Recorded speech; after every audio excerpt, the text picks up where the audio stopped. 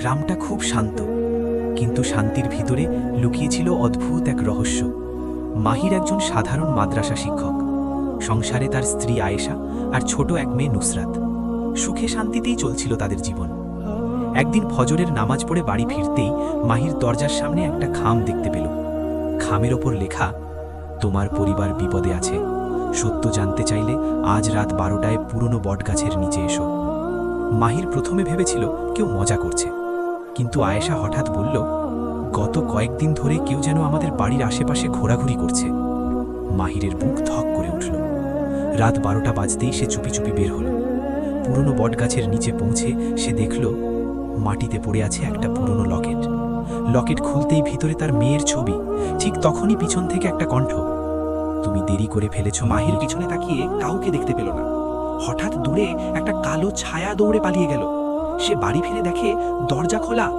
ভেতরে গিয়ে দেখে আয়েশা অজ্ঞান হয়ে পড়ে আছে। টেবিলের উপর আবার একটা চিঠি, সত্য লুকিয়ে রাখার শাস্তি তোমাকে পেতেই হবে।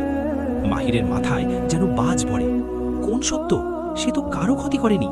হঠাৎ তার মনে পড়ল 10 বছর আগে তার বড় ভাই রহস্যজনকভাবে নিখোঁজ হয়েছিল, আর সেই ঘটনার সাথে জড়িয়েছিল গ্রামের প্রভাবশালী চেয়ারম্যান রাশেদ।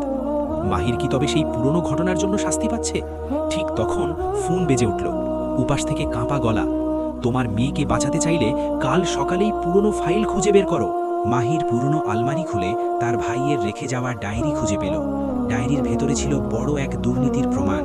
চেয়ারম্যান রাশেদ গ্রামের এতিমখানার টাকা আত্মসাৎ করেছিল, আর মাহিরের ভাই সেটা প্রকাশ করতে চেয়েছিল। তারপরই সে নিখোঁজ। মাহির বুঝল এই রহস্যের সাথে তার ভাইয়ের হারিয়ে যাওয়ার সম্পর্ক আছে। কিন্তু তখনই বাড়ির বাইরে গাড়ির শব্দ। জানালা দিয়ে তাকিয়ে দেখে কালো গাড়ি এসে থামেছে। দুজন লোক নেমে আসছে, আর তাদের হাতে নুসরাত। চলবে পর।